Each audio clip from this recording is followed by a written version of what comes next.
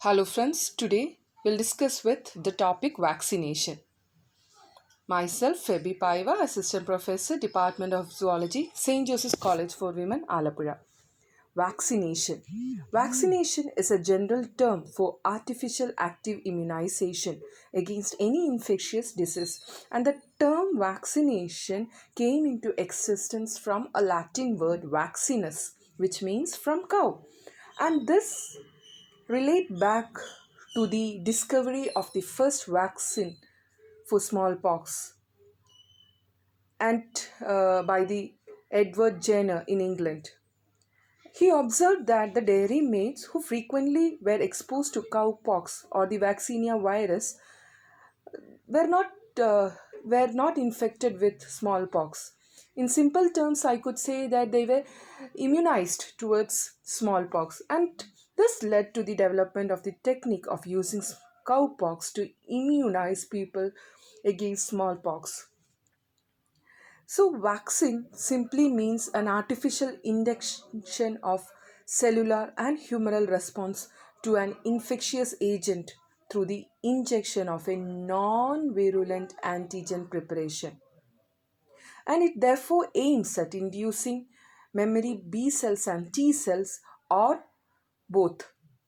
And when I speak about the cell mediated immunity induced by the vaccination, it is mainly responsible for preventing intracellular bacterial and viral infection and fungal infections. Whereas the other one, the humoral immunity, which is induced by vaccination, is mainly concerned with the extracellular organisms and their products like toxins.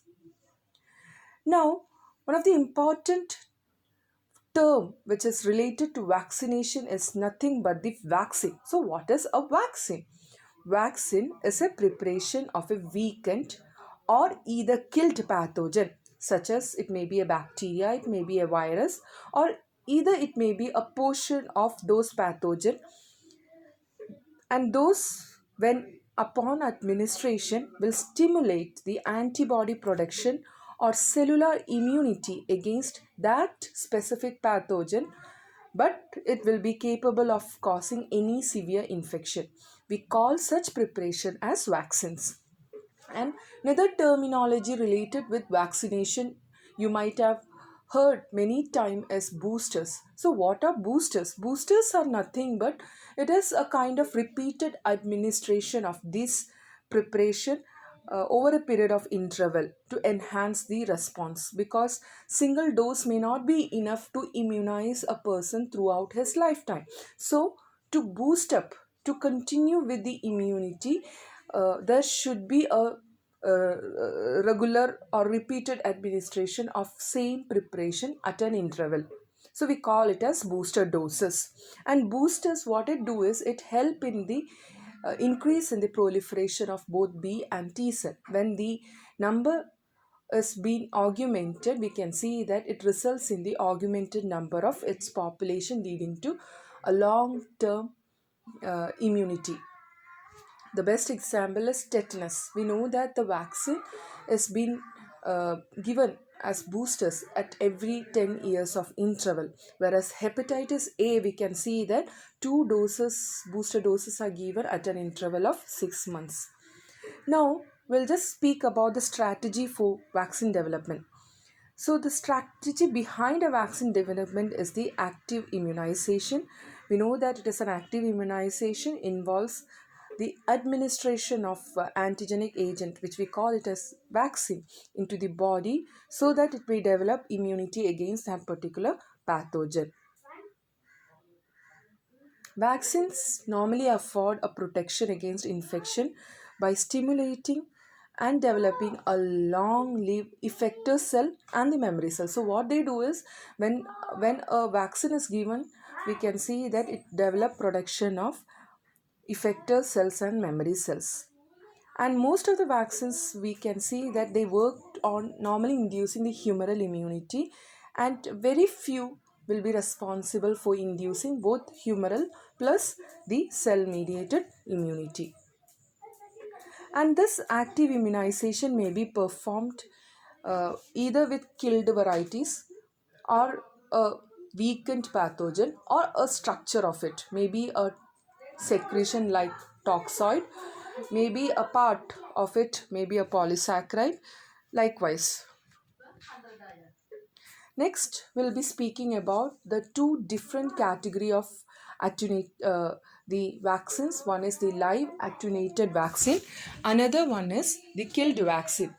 When I speak about live attenuated vaccines, we can see that here I am speaking about a pathogen which is live, but it is being weakened. That means its vitality is being reduced. That is, the capacity to cause infection is being reduced, retaining the immunogenicity, that is the capacity to immunize the organism. And here we can see that attenuated organisms, they normally what they do is they act intracellularly to induce immunity. And normally, since these are live, only a single dose of such vaccine is required to maintain immunity throughout the life. The advantage is that, as I said, since it is living live, we can see that they mimic a normal natural or normal pathogen, and it causes a long term exposure to this pathogen, since they are going on dividing in the body. So since a long time exposure to the same antigen or same epitope is being there in the body for a long time, it promises a long term immunity in the body. So we can see that here these are superior to the killed vaccines. But then it is not advisable in patients with immunodeficiency diseases, because there is high chances that any time they may revert back to its virulence. So it is not at all advised in many cases, like if a person is having immunodeficiency disease, or a person is undergoing a immune suppressive treatments like grafting, organ transplantation, or in the case of if a person is undergoing a radiotherapy.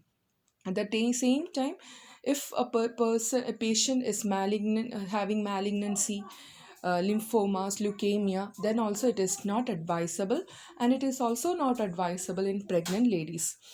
Now we'll just see the examples. When we see the bacterial pathogen, bacterial attenuated vaccine, it is the BCG, which is commonly seen, very commonly known as the Bacilli calmette gore. Here, this vaccine is given to the newborn babies before they leave the hospital within the 1 week, and this is having a preparation of live weakened bacteria, that is Mycobacteria bovis, which causes tuberculosis. Next is viral vaccine. Viral attenuated vaccine, the examples are like the vaccines towards smallpox, rubella, measles, mumps, and polio. The live attenuated vaccine is the Sabin vaccine, and the vaccines again yellow fever, etc. Next is the second category, that is the killed vaccine.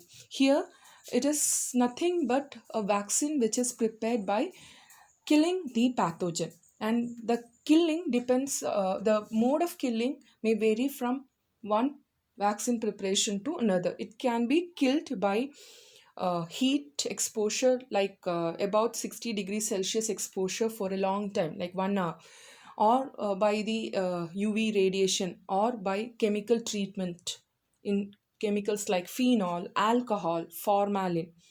And here we can see that since they are dead, they will not multiply in a host body. So the body will be having an exposure to the epitope of the antigen only for that much content of the antigen present in the vaccine, that much amount of antigen which is being introduced into the body through vaccine. uh, Only to that much quantity the body will be exposed. So what we could see is that this is a transient type, and it will provide a immunity for a short duration. So what is expected is that to maintain an immunity towards that particular pathogen, a regular booster should be given. And we can see that but then This induce, and here killed vaccine only induce the humoral immunity and is very least known to induce the cellular immune system, and as when compared to the other counterpart, that is the attenuated vaccines. But then it is also having its own advantage that since it is a kill one, there does not have any danger of reverting virulence and any kind of possibility of any infection from vaccine. So the examples are bacterial vaccines for killed bacterial vaccines towards typhoid, cholera, pertussis, plague, and the viral vaccines for rabies, poliomyelitis, and the killed poliomyelitis is vaccine is SAC vaccine, hepatitis B influenza. So these are the first, just an introduction about the vaccines. So we'll just see about a small video on vaccines, how it works.